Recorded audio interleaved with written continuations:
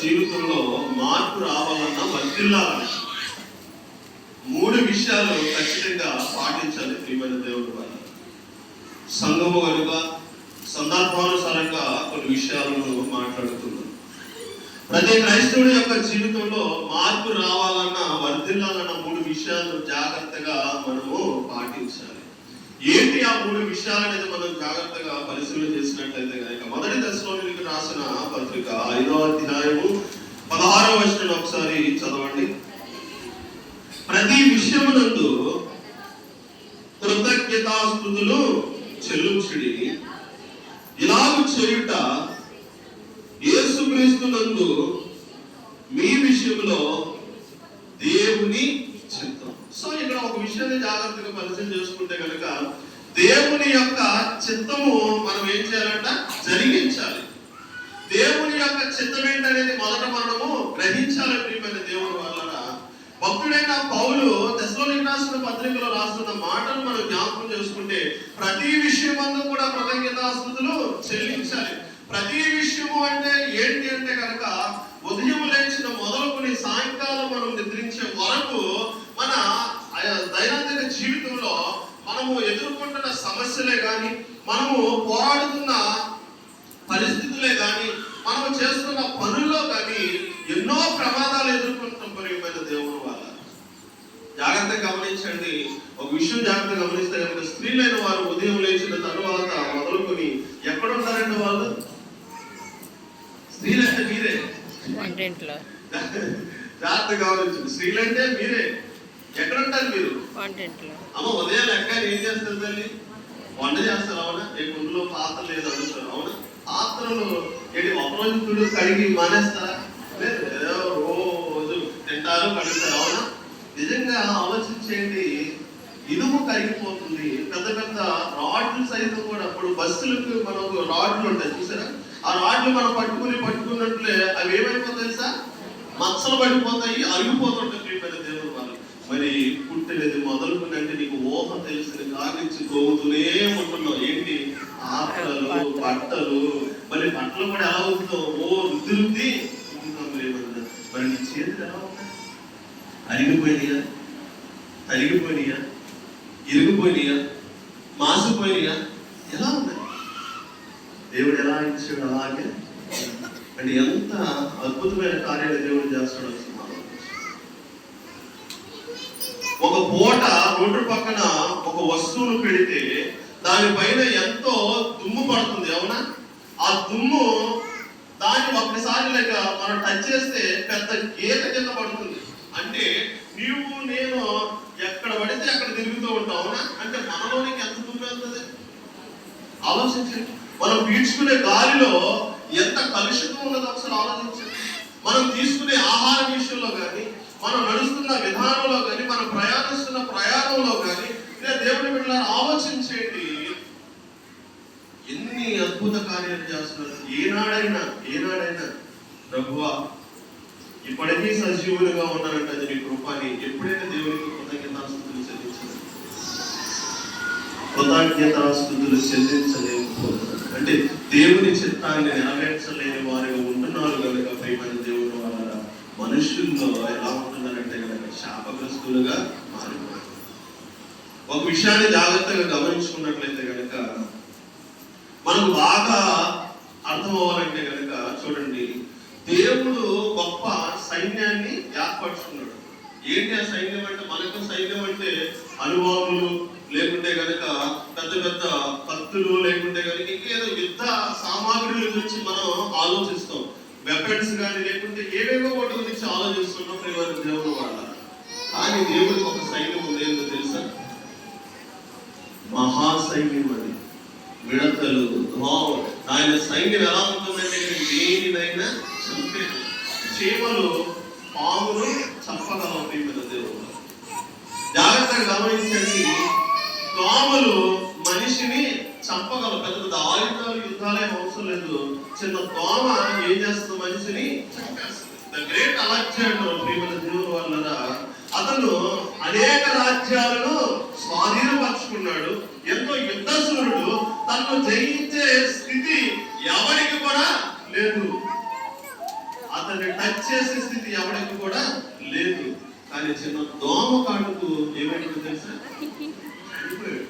రోజుకి ఎన్ని దోమలు పడతాయి? గేదెల దగ్గర గేదెల వాళ్ళు ఉన్నారా? గేదెల పాకలో ఎన్నో మనం చుట్టూ తిరుగుతున్న పరిస్థితులు మన ఇళ్ల ప్రాంగణంలో ఉనికి కొంటూ ఉంటాయి. ఎన్ని దోమలు ఉంటాయి? ఆ దోమ పుడితే చచ్చిపోతాడు. సరి మామూలుగా దేవుడు ఆజ్ఞిస్తూ పుడితే,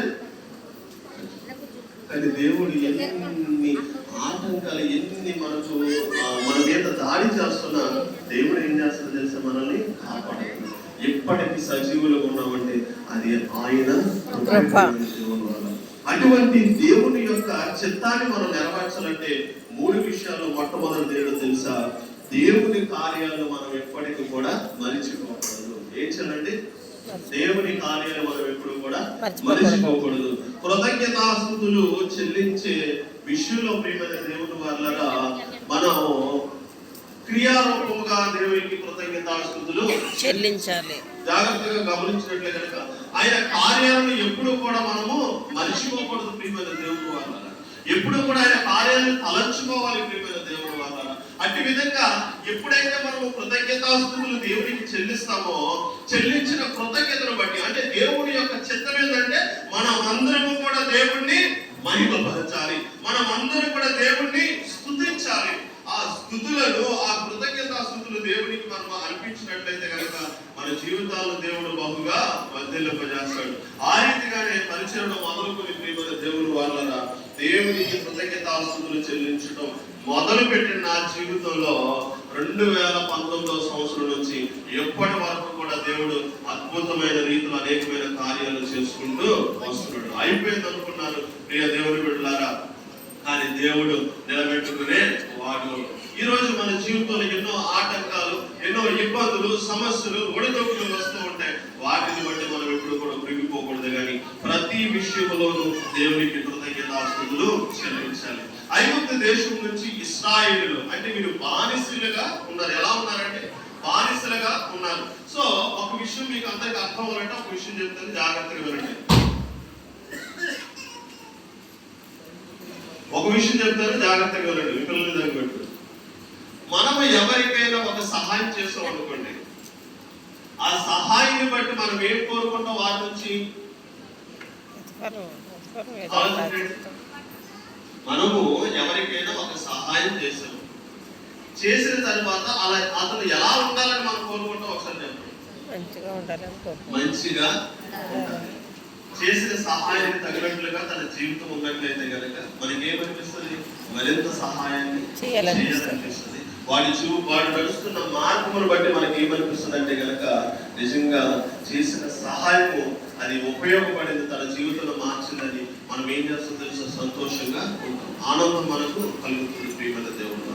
కానీ ఇశ్రాయేలు ఐగుప్తు ప్రజల మధ్యన బానిసలు ఉన్న ఇశ్రాయేలు దేవుడు ప్రియమైన దేవుడు వల్ల వారు బానిసత్వం నుంచి తీసుకువచ్చినప్పుడు వారు ఎలా ఉన్నారనేది ఒకసారి మనం జాగ్రత్తగా గమనించుకున్నట్లయితే కనుక ఇశ్రాయేలు పదే ఇన్ని మార్లు వారి మధ్యన కార్యాలు చేసిన వారు మరిచిపోయిన స్థితిలో ఉన్నారు. ఎలా ఉన్నారంటే మరిచిపోయిన స్థితిలో వారు ఉన్నారు.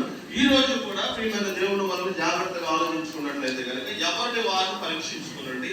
దేవుడు చేసిన కార్యాలను మర్చిపోయిన స్థితిలో ఉన్నావా, గుర్తించుకునే స్థితిలో ఉన్నావా అనేది ఒక్కసారి మనం పరీక్షించుకోవాలి.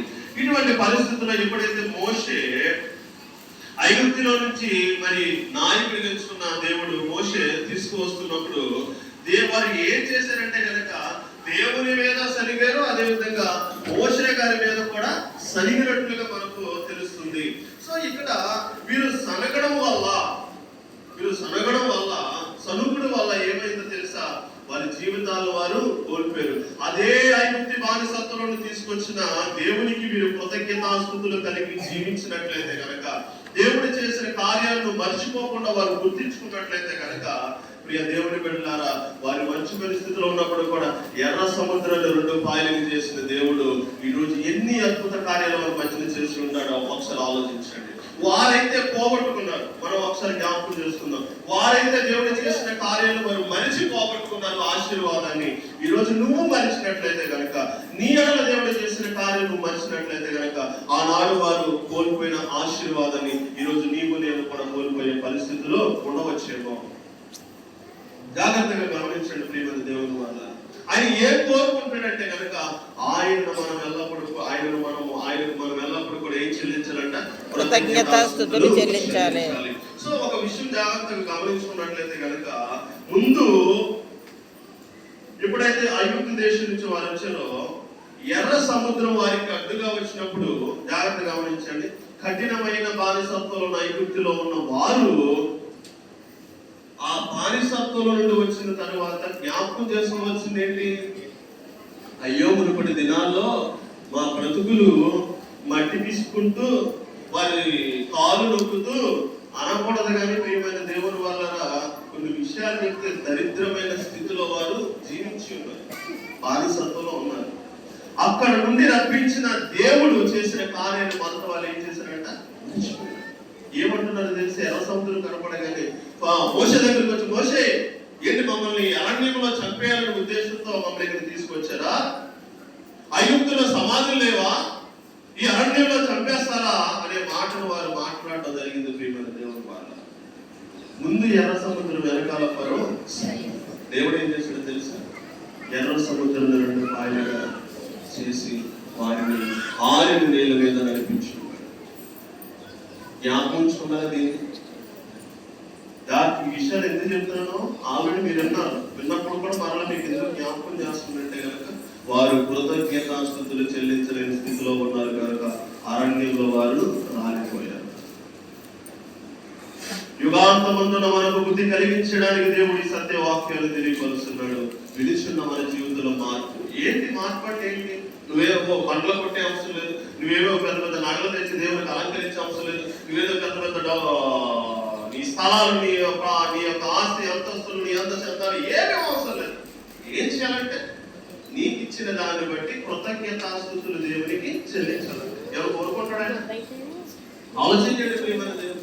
కృతజ్ఞతాస్తుతులు, కృతజ్ఞత హీనులుగా జీవించకూడదు. ఆయన సన్నిధిలో కృతజ్ఞతాస్తుతులు చెల్లించే వారిగా ఉండాలి. అదే విధంగా మరలా మనం జ్ఞాపకం చేసుకుంటే, ఆ ప్రాంతం నుంచి వారు వెళ్ళారు, నడిచి వెళ్ళిపోయిన తరువాత మరలా వారికి ఎదురైంది ఏంటంటే కనుక నీళ్లు కొరత ఎదురైంది ప్రియమైన దేవుని వల్ల.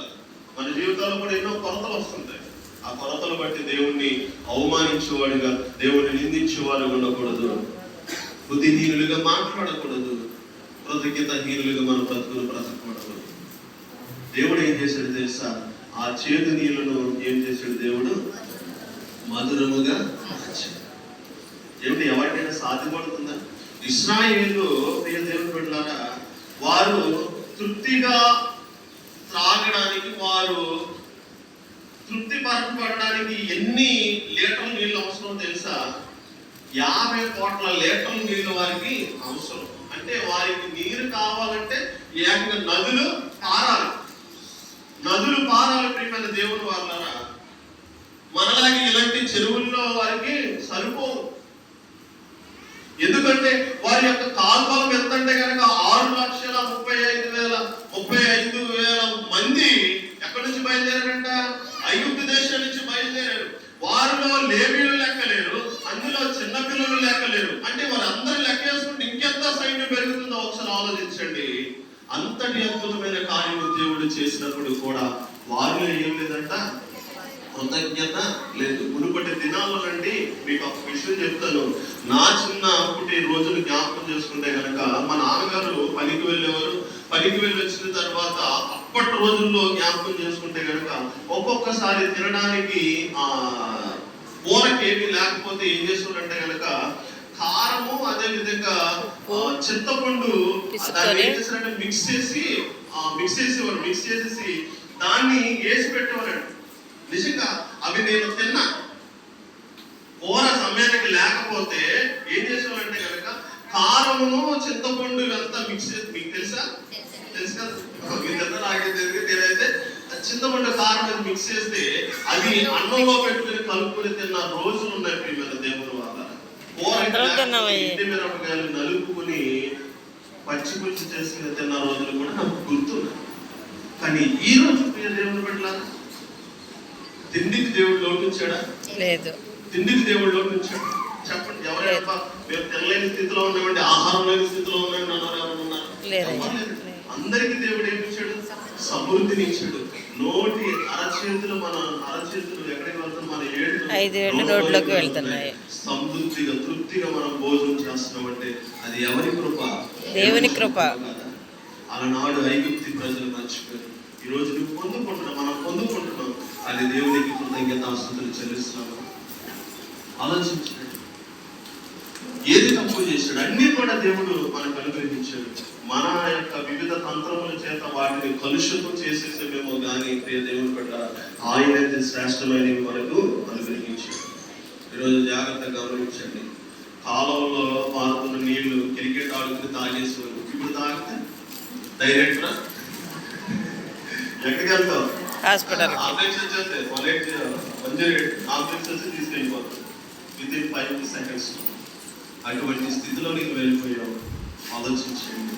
దేవుడు ఇచ్చిన దాన్ని పాడు చేయకూడదు, దాన్ని మనం కాపాడుకోవాలి. దేవునికి కృతజ్ఞతాస్తుతులు చెల్లించినట్లయితే మరింత అద్భుతమైన కార్యాలు చేస్తాడు. సో ఇప్పటి వరకు 2 కార్యాలు చేశాడు. కార్యం చేసినప్పుడు వారికి ఏం తినాలనిపిస్తుంది అంటే కనుక ఆహారం కావాలంట. ఏంటి? కొత్త రకమైన ఆహారం వారికి కావాలంటాడు. మరలా ఎవరిని శోధిస్తున్నారు? మోషేని దేవుని మీద చదువుకుంటున్నారు. మరలా వాళ్ళకి ఏ ఆహారం ఇచ్చారంటే కనుక ప్రియమైన దేవుడు వారు ఆకాశం అంటే దేవదూతలు తినే ఆహారం దేవుడు వారికి దయచేసాడు. ఒక విషయం జాగ్రత్తగా మనం గమనించుకున్నట్లయితే కనుక ప్రియమైన దేవుడు వారు ఏమి భుజించారంటే కనుక మాన్హోన్ అని ఇబ్రూ పదాలు మాన్హోన్ అని అంటారన్నమాట. దాన్ని ప్రియ దేవుని పెట్టారా, దానికి ఏ పేరు పెట్టాలో కూడా వాళ్ళకి తెలియని పరిస్థితుల్లో వారు ఉన్నప్పుడు ప్రియ దేవుని పెట్టారు. పరిశుద్ధ గ్రంథంలో మనం చూసుకున్నట్లయితే కనుక మన్నా అని దానికి పేరు పెట్టబడింది. అంటే ఆకాశపు ధాన్యముగా మనం అది అర్థం చేసుకున్న దేవుడు. ఇప్పుడు గ్రంథంలో అయితే కనుక మాన్హోన్ అనే మాట మనకు వినపడుతుంది. సో ఇప్పుడు మనం చూసుకున్నప్పుడు తర్జుమా చేసినప్పుడు చాలా విషయాలు వ్యత్యాసాన్ని మనకు చూపిస్తుంటాయి. ఆశ్చర్యపడిపోయే స్థితిలో మనకి విషయాలు కూడా తెలియపరుస్తూ ఉంటాయి ప్రియమైన దేవుడు వల్ల. ఇప్పటి వరకు మనం జాగ్రత్తగా చూసుకున్నట్లయితే కనుక ఇప్పుడు వారికి 6 లక్షల మందికి ఆహారం కావాలంటే ఎంత ఆహారం కావాలి చెప్పండి? అలా జాగ్రత్తగా గమనించుకున్నట్లయితే కనుక 1500 టన్నుల ఆహారం వారికి. 6 లక్షల మంది అంటే మాటలా? 1000 మందికి మనం భోజనం పెట్టాలంటే జుట్టు ఊడిపోతుంది. నానా తవలు పట్టుకుంటాం, ఎక్కడ అప్పు తేవాలా, ఎక్కడైతే తీసుకురావాలని ఆలోచన పట్టుకుంటాం. తచ్చినా పడిపోతాం. ప్రేమ మీదలే సరిగా చేసుకోలేము. మరి 6 లక్షల మందికి ఏం చేశారంటే ఆహారాన్ని సిద్ధపరిచారు. అప్పుడు వారి ఆహారం సిద్ధపరచాలంటే ఇంచుమించు 2 గూడ్స్ ట్రైన్ల టైంలో అంత పెద్ద మరి సమూహానికి దేవుడు ఏం కలిగించాడంటే ఆహారం కలిగించాడు. ఇవన్నీ ఎందుకు చెప్తాను తెలుసా? వాళ్ళు ఏం లేదు, కృతజ్ఞత భావం అనేది లేదు. ఆ పొరపాటు మనం చేయకూడదు. ఆ పొరపాటు మనం చేసినట్లయితే కనుక మన జీవితం కూడా ఏమైపోతుంది తెలుసా? దేవుడు కృతజ్ఞత హీనులుగా ఈ భూమి మీద జీవించి. అందుకే దావీదు భక్తుడు మాట్లాడుతున్న మాటలు ఒకసారి జాగ్రత్తగా గమనించుకున్నట్లయితే కనుక 103వ కీర్తన 1 చదివినట్లయితే కనుక నా ప్రాణమా యెహోవాను సన్నిధించు, నా అంతరంగమందున్న సమస్తమా ఆయన పరిశుద్ధ నామమును సన్నిధించుము. నా ప్రాణమా యెహోవాను సన్నిధించుము. ఆయన చేసిన ఉపకారములలో దేనిని మరువకుము.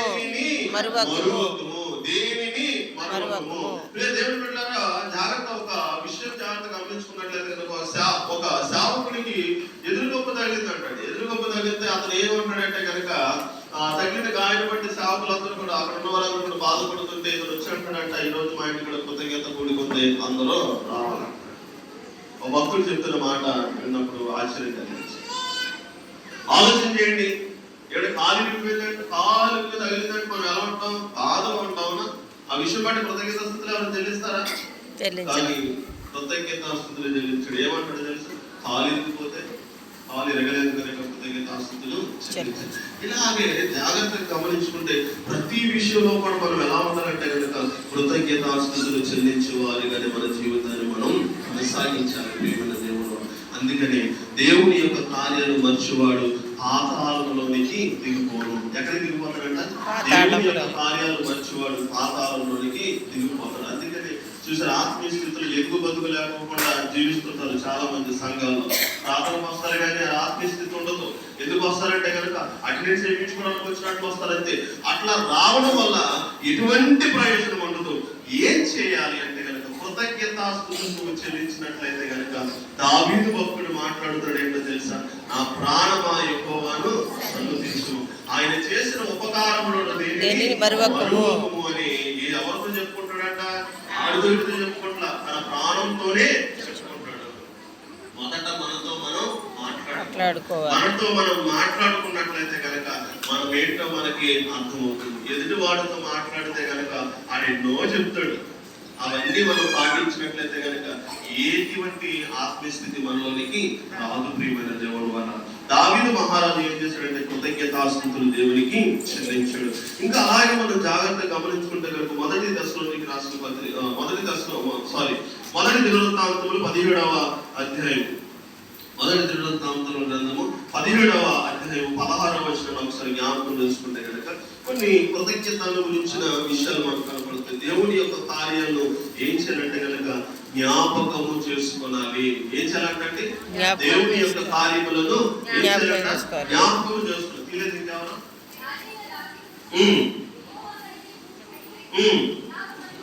ఇలాగే మనం చేసాను. నీవు నన్ను ఎంతగా హెచ్చించుతో చూడండి, అంటే తను హెచ్చింపుని బట్టి గర్వించలేదు కానీ తను తాను తగ్గించుకుని దేవునికి ఏం చేస్తున్నాడంట? కృతజ్ఞతాస్తుతులు చెల్లిస్తున్నాడు. అతని ముందు ఒక పెద్ద యుద్ధం ఉంది. గొలియాతు ఎదురుగుండా కనబడుతున్నాడు. సౌలేంటో ఇష్టానుసారంగా మాట్లాడుతూ నువ్వు ఒక్కసారి గొలియాతును చూసావా, నువ్వు ఏం చేయగలవు అని ఎగతాళిగా మాట్లాడుతున్నాడు. నువ్వు జయించలేవనే మాటలు మాట్లాడుతున్నప్పుడు తాను తన మందను కాసుకుంటున్నప్పుడు మంద మీద సింహాలు సైతం కూడా దావీదు ఏం చేశాడో తెలుసా? చీల్చి చెండాడిన విషయాలను జ్ఞాపకం చేశాడు. ప్రియమైన దేవుని వల్ల ఈరోజు జాగ్రత్తగా వినండి. తను చేసిన క్రియలు గురించి అతిశయించలేదు కానీ దేవునికి ఏం చెల్లించాడంట? కృతజ్ఞతాస్తుతులు చెల్లించాడు. ఏవ భక్తులు కూడా మాట్లాడుతాడు తెలుసు, నరుల కాలము ఎటువంటిదంట? యుద్ధ కాలము వంటిదంట. ప్రియమైన దేవుని వల్ల ఈరోజు మనం ఏం చేస్తున్నాం తెలుసా? యుద్ధం చేస్తున్నాం. ఎవరితో? అంధకార శక్తులతో మనం యుద్ధం చేస్తున్నాము. ఇటువంటి పరిస్థితుల్లో మనం కృతజ్ఞతాస్తుతి భావం కలిగి దేవుని కృతజ్ఞతాస్తుతులు చెల్లించలేని స్థితిలో ఉన్నట్లయితే కనుక దేవుని మనిషిన వారిగా ఉంటాం. ప్రియ దేవుని బిడ్డల వారా, దేవుని సహాయం పొందుకోలేని వారిగానే ఉంటాం. ఒకరు హెచ్చింపబడాలంటే, ఒకరు ఆశీర్వాదింపబడాలంటే, ఒకరు ఏదైనా ఈ లోకంలో పొందుకోవాలంటే అది దేవుని ద్వారా మాత్రమే జరుగుతుంది. ఈ లోకంలో దేవుని విడిచి నువ్వు ఎంత సంపాదించినా, ఎంత మూట కట్టుకున్నా, ఎంత పేరు ప్రతిష్టలు కలిగి జీవించినప్పటికీ కూడా ఏమి కూడా నీ వెంట రావు. పెద్ద పెద్ద పేరు ప్రతిష్టలు కలిగిన మహనీయులు ఈ లోకంలో, భారతదేశంలో కానీ ప్రపంచంలోనే అనేక ప్రాంతాల్లో ఉన్నారు. ఇప్పుడు వారు కనుమరుగైపోయిన ప్రియమైన దేవుడు. వారు మరణించినప్పుడు వారి యొక్క ఏవైతే ఉన్నదో పేరు ప్రఖ్యాతులు అవి వారి వెంట ఉన్నాయా? వాటిని మర్చిపోయే ప్రియమైన దేవుడు ఈరోజు చాలా వరకు. అలాగే మన జీవితంలో కూడా ఒక కాలం వస్తుంది, మర్చిపోయే స్థితిలో వస్తుంది. జాగ్రత్త గమనించండి. మా తాత ఎవరు నాకు తెలుస్తుంది, మా తాత నానేంటి నాకు తెలుసుదా? మన కుటుంబంలో ఉన్న మన వెనక్కి వెళ్ళి 2 తరాలే మనకే గుర్తుండవు. మరి మన జీవితం ఏ పాటికి ఒకసారి ఆలోచించండి ప్రియమైన దేవుడు వల్ల. దేవునికి మొదట ఏం చేయాలంట? కృతజ్ఞతాస్తుతులు చెల్లించే విషయంలో మనం ఎప్పుడు కూడా మర్చిపోకూడదు. రెండోదిగా జ్ఞాపకం చేసుకున్నట్లయితే కనుక కృతజ్ఞత అర్పణలు తీసుకుని రావాలి. దేవుని సన్నిధికి ఏం తీసుకురావాలి? కృతజ్ఞత అర్పణలు తీసుకురావాలి. నాకు చాలా సంతోషం అవుతుంది. రాగానే ఇక్కడ బియ్యము లేకుంటే కాసిన ములక్కాయలు లేకుంటే వంకాయలు బెండకాయలు ఏదైనప్పుడు కూడా మీరు తీసుకునే దాంట్లో కొంత ధాన్యాన్ని తీసుకొస్తారు చూసారా? అది మీకు చాలా ఆశీర్వాదం. కొంతమంది వస్తుంటారు ప్రియమైన దేవుని వారు, వచ్చినప్పుడు బైబిల్ కూడా తెచ్చుకోండి. బైబిల్ కూడా తెచ్చుకోండి. ఎలా ఉంది? ఈ బైబిల్ ఏంటంటే ఫోన్లో ఉందండి. ఎక్కడ ఉంటుంది? చాలా ఆలోచించండి. దేవుని మందిరానికి వస్తున్నప్పుడు యుద్ధానికి వెళ్ళినప్పుడు యుద్ధశూరుడు ఏ బట్టి కలిగిన ఆయుధం ఉంటారు. ఆయుధం లేకపోతే కష్టం. అలాగే దేవుని మందిరానికి వస్తున్నప్పుడు బైబిల్ కూడా మన చేతిలో ఉండాలి. 100వ కీర్తన ఒకసారి మనం జ్ఞాపకం చేసుకున్నట్లయితే కనుక 100వ కీర్తన 4వ వచనంలో ఒకసారి జ్ఞాపకం చేసుకుందాం. కృతజ్ఞత అర్పణలు చెల్లించుచు ఆయన గుమ్మములోనికి ప్రవేశించుడి, కీర్తనలు పాడుచు ఆయన ఆవరణంలోనికి ప్రవేశించుడి. దేవుని మందిరంలోకి వచ్చినప్పుడు ఎలా ఉండాలంటే కృతజ్ఞత ఆత్మలను చెల్లించుచు ఆయన గుమ్మంలోనికి ప్రవేశించుడి, కీర్తనలు పాడుచు ఆయన ఆవరణంలోనికి. దేవుని జాగ్రత్త మనం గమనించుకున్నట్లయితే కనుక కొన్ని విషయాలు సత్యాలు మీకు ఉంచాలని ఆశపడుతున్నాను. దేవుని కృతజ్ఞతాస్తుతులు చెల్లించే విషయంలో మర్చిపోకూడదు. దేవుని సన్నిధికి వచ్చినప్పుడు కృతజ్ఞత ఆత్మలో తీసుకొచ్చే విషయంలో మనము ఎలా ఉండాలంటే మర్చిపోయేవాళ్ళు ఉండకూడదు. కృతజ్ఞత తీసుకురావాలి. ఎందుకో తెలుసా? అవి మన కుటుంబానికి ఆశీర్వాదం.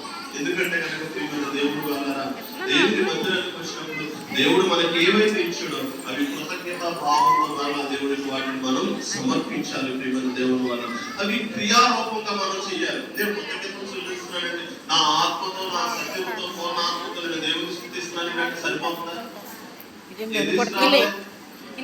సంఘం వర్ధిల్లాలి, సంఘంలో కార్యాలు జరగాలి, సంఘంలో అనేకమైన పనులు జరగాలి. ఏం రావాలి? కృతజ్ఞత అర్పణలు.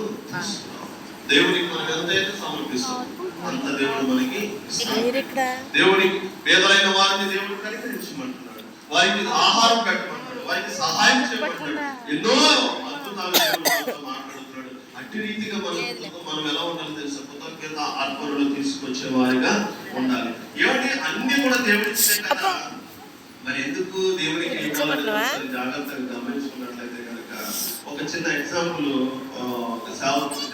ఎగ్జాంపుల్ చెప్పి నేను వాక్యాన్ని ముగిస్తున్న ఒక విషయం చెప్పి ప్రియమైన దేవుడు వెళ్ళారు. ఒక విషయం జాగ్రత్తగా గమనించుకున్నట్లయితే కనుక ఒక తండ్రి అంట ఒక సంతలోకి వెళ్ళాడు, మార్కెట్ లోకి వెళ్ళిన తర్వాత అక్కడ ఒక జిలేబీ పిల్లలు తిని ఏవైతే ఉంటాయి కనీసం జిలేబీ తీసుకుని ఆ కుమారులకి మార్కెట్ లో కొనుక్కుని ఎక్కడికి తీసుకెళ్ళాడంటే ఇంటికి తీసుకెళ్ళి తన కుమారులకి ఇచ్చాడు. ఇచ్చిన తర్వాత వాళ్ళు ఏం చేస్తారు?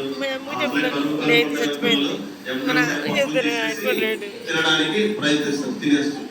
వాళ్ళు తింటున్నప్పుడు తండ్రిగా మనం ఏం చేస్తాం? వాళ్ళని వైపు చూస్తూ మనం ఏం చేస్తాం? సంతోషిస్తాం. అవునా?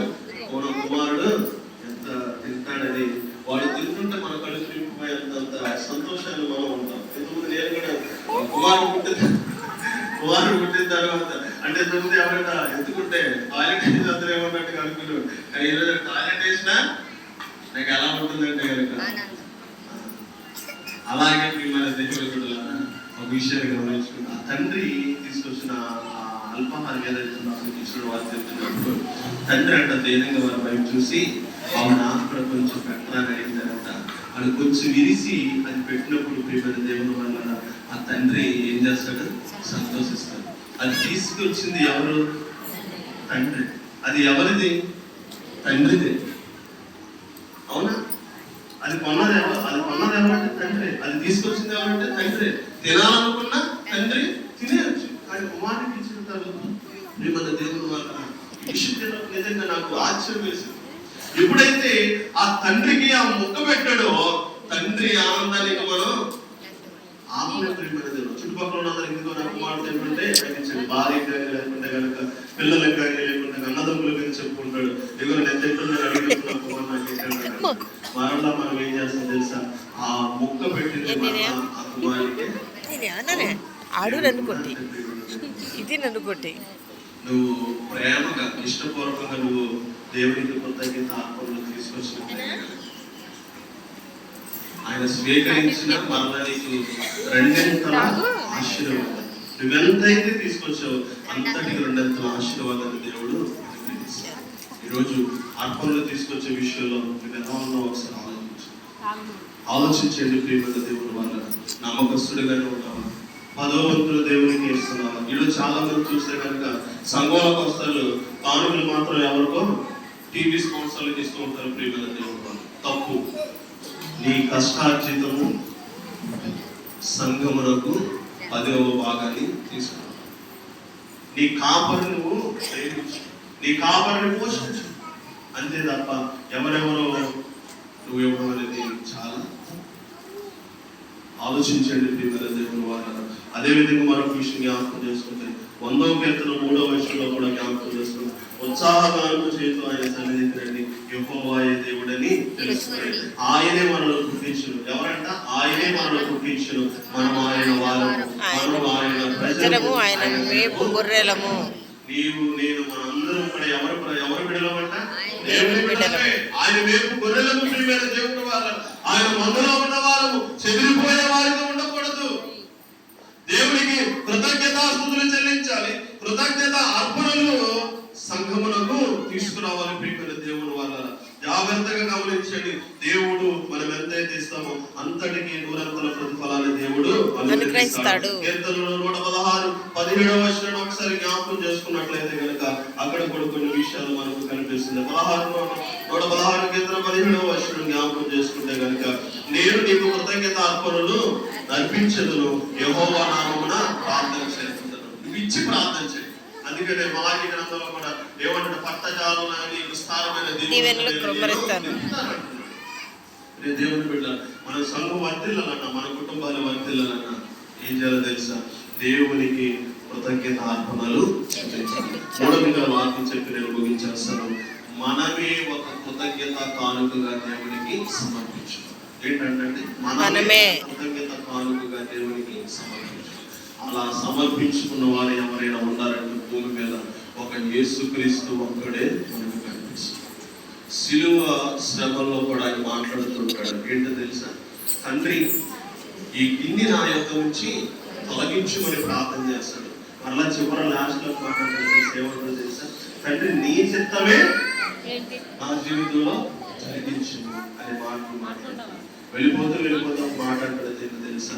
ఇదిగో తండ్రిని ఆత్మను నీ చేతికి ఒక కానుకగా, ఏంటంటే ఒక కానుకగా ఆయన సమర్పించేసి. సమర్పణలో చాలా ఆశీర్వాదం అనేది, సమర్పణలో చాలా ఆశీర్వాదం అనేది ఉంటుంది. ఈ నూతన సంవత్సరంలోకి అడిగిపెట్టు. ఈ నూతన సంవత్సరంలో ఎన్నో వాగ్దానాలు తీసుకున్నట్టు. వాగ్దానం అందరికీ తెలుసు. వాగ్దానం తీసుకున్నారు కదా, అందరికి ఎలాంటి వాగ్దానాలు వచ్చినాయి? అన్ని ఆశీర్వాదాలు వాడుతున్నారు. వాటిని బట్టి వాటిని ముందు పెట్టేసుకుని యెహోవా ఇది మొదలుకొని నిత్యము నన్ను ఆశీర్వదించెను అనే వాక్యం పట్టుకుని, అదే విధంగా యెహోవా తన యొక్క మార్గంలో తన తోడుగా ఉంటాడనే వాగ్దానాలు మనం పెట్టుకుని ముందుకు వెళ్తే కనుక ప్రియమైన దేవుని వల్ల ఒక విషయం జాగ్రత్తగా గమనించండి. వాగ్దానం నెరవేర్చబడాలంటే మొదట నీ బ్రతుకు మారి నువ్వు బ్రతికితే కనుక ఆ వాగ్దానం ఏమవుతుందో తెలుసా? నెరవేర్చబడదు. అలా కాకోకుండా వాగ్దానం నూతన సంవత్సరంలో నాకు వచ్చేసిందని ప్రియమైన దేవుని వాళ్ళ యెహోవా మార్గవంతుడిలో తోడుంటాడు. ఇది చాలా ఆశీర్వాదకరమైన మాటలు మనకు కనిపిస్తున్న పరిశుద్ధ గ్రంథంలో. ఆ వాక్యాలు తీసుకొచ్చి మనకు వాగ్దానాలుగా ఇస్తూ ఉంటారు ప్రియమైన దేవుని వాళ్ళ. అలాగే ఒక వ్యక్తి ఏం చేశాడంటే స్టేటస్ లో ఒక వాక్యాన్ని పెట్టాడు. దేవా, నీవు నాకు అనుగ్రహించిన వాగ్దానం బట్టి నీకు వందనాలు. నువ్వు వెళ్ళి ప్రతి స్థలంలో నేను నీకు తోడుగా ఉంటానని ఎవరు ఇచ్చినట్టు దేవుడు నూతన సంవత్సరంలో వాగ్దానం ఇచ్చాడంట. వైన్ షాప్ కడికి ఏంటి 4-5 రోజుల్లోనే వాగ్దానం తీసుకున్నాడు. తీసుకున్న తర్వాత మళ్ళీ ఎక్కడికి వెళ్ళిపోయాడంట? థియేటర్లోకి వెళ్ళి చిందులేస్తుంటే అక్కడికి వెళ్ళి స్టేటస్ పెట్టాడంట. ఏ స్టేటస్ పెట్టాడు? దేవుడు నన్ను దీవిస్తున్నాడు. మొదటే స్టేటస్ పెట్టాడు, నువ్వు వెళ్ళే స్థలంలో నేను నీకు తోడుగా ఆశీర్వదిస్తాననే విషయం చూసుకుంటే, అంటే ఇతను వెళ్ళిన స్థలం ఏంటది? Cinema hall. దేవుడు అక్కడ ఆశీర్వదిస్తాడా? ఇటువంటి పిచ్చి వాగ్దానాలు ప్రియమైన దేవుని వల్ల మదిలో పెట్టుకుని దేవుడు నాకు వాగ్దానం ఇచ్చాడు. బ్రతుకు మారకుండా వాగ్దానం పట్టుకుని నడిస్తే గుడ్డోడికి దారి చూపించినట్లే ప్రియమైన దేవుడు. వాగ్దానాన్ని తప్పుపడతలేదు, బ్రతుకులు ఒక్కసారి పరీక్షించమని చెప్తున్నాను. నూతన సంవత్సరంలో నూతనమైన కార్యాలను దేవుడు చేయాలంటే కనుక మన బ్రతుకులు మనం మార్చుకోవాలి. డిఎల్ మోడీ అనే ఒక దైవజనుడు ఉన్నాడు ప్రియమైన దేవుని వల్ల. ఆయన ప్రాంతంలో ఏం చేస్తున్నాడంటే కనుక వాకింగ్ చెప్పడానికి వెళ్తున్నప్పుడు ట్రైన్ ఎక్కి వెళ్తున్న పరిస్థితుల్లో ఆ ట్రైన్ లో ముగ్గురు ప్యాకెట్ ఆడుతారంట. ట్రైన్ లో ముగ్గురు ప్యాకెట్ ఆడుతుంటే ముగ్గురికి ప్యాకెట్ నడవదంట. 4వ వ్యక్తి కావాలంట. 4వ వ్యక్తి కావాలంటే ఎవరు వస్తారని చూస్తున్నప్పుడు ఆయన పక్కన ఎవరు ఉన్నారంటే కానీ డిఎల్ మోడీ గారు ఉన్నారంట. ఉంటే ఆయన అడిగారంట, ఏమండి మాతో చేయగలుగుతారన్నాడంట. నాకు చేతులు లేవుగా అన్నాడంట. నేను చేతులు ఉన్నాయి కంటే ఇవి నా చేతులు కావుగా, దేవునికి నేను సమర్పించుకున్నాను. దేవుడిని పెట్టాను. యేసుకు కూడా జాగ్రత్తగా గమనించుకుంటే కనుక తను తప్పు చేసే అవకాశం ఉంది. కానీ తప్పు చేయలేదు. అవకాశం ఉంది. ఏంటి? సింహాసనం మీద కూర్చునే అవకాశం ఉంది. కానీ దాన్ని అతను మేలైనదిగా ఉంచుకున్నాడు. ఐగుప్తు దానం కంటే ప్రియమైన దేవుడు వాళ్ళ ఇశ్రాయేలుతో దేవుడి ప్రజలతో నింద అనుభవించుట మేలు. ఎన్నో మనకు వస్తుంటాయి. మన దగ్గరికి వచ్చి మాట్లాడుతుంది, అన్న నీ అంత తోపు లేడన్న, అన్న నీ అంత గొప్పోడు లేడన్న, అన్న నువ్వు సూపర్ అన్నా అంటే మాట్లాడుతుంది. ఇలాగే ప్రియమైన దేవుడు నాకు తెలిసిన కుటుంబం గురించి చెప్తారు. వాక్యం గురించి చేస్తాను. నా కుటుంబం గురించి మధ్యాహ్నం మానసైపోయాడు. భార్య ఏంటి ఎక్కడ ఉందంటే కోవిడ్లో ఉన్నది. ఆమె కష్టపడి డబ్బులు పంపిస్తుంటే ఆమె పంపించే అకౌంట్ కి ఫోన్ పే కనెక్ట్ చేసుకున్నాడు. ఏం కనెక్ట్ చేసుకున్నాడు? ఫోన్ పే కనెక్ట్ చేసుకున్నాడు. ఫోన్ పే కనెక్ట్ చేసుకుని తాగేతో పాటు ఏం చేస్తాడంట, అన్నా నువ్వు సూపర్ అన్న, నువ్వు ఏంటంటే నీకు తిరిగిలేదన్న, నీకు ఎవరైనా సాటి లేరన్న అని మాట అనుకున్నాడు. ఆ తమ్ముడు ఏంటి చెప్పు, ఎంత కావాలి అని టకటకటక కొన్నట్టు మత్తులో ఉన్నప్పుడు 70,000 ఇంచుమించు అకౌంట్ ఉన్న 70,000 నీ దగ్గరికి వచ్చి వేరే మాటలు మాట్లాడుతుంటారు, తీపి కబుర్లు మాట్లాడుతుంటారు, పొగడతతో కూడిన మాటలు మాట్లాడుతుంటారు. వాటిని బట్టి నువ్వు గర్వించవనుకో, వాటిని బట్టి నువ్వు ఆనందపడ్డావనుకో, నష్టపోయవలసింది ఎవరో తెలుసా? ఇలా ఎంతమంది లేరండి స్థిరంగా నిలబడిన వారు ఈ పొగడపుల మాటలకును ఈ డంబపు మాటలకు లోనైపోయి ఈరోజు అడుగు తినే పరిస్థితులకు వెళ్ళుకున్నారు లేరా? చాలా మంది ఇప్పుడు తినడానికి తిండి కూడా లేక ఆడిని అడుగుని బ్రతికే స్థితిలోకి వెళ్ళిపోయిన లేరా? ఎంతమంది లేరు.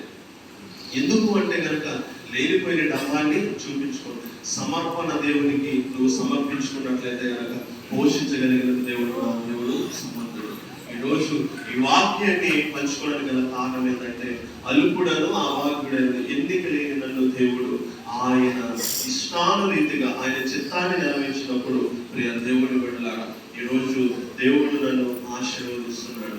నేను ఎంతైతే దేవునికి నేను సమర్పించుకున్నాను అంతటికి దూరంతం ప్రతిఫలాన్ని దేవుడు నాకు ఇస్తున్నాడు. కడుపు నిండా నేను అన్నం తింటున్నాను, మనశ్శాంతిగా ఉండగలుగుతున్నాను. శోధనలు అంటారా? విశ్వాస జీవితంలో ఎన్నో వస్తాయి.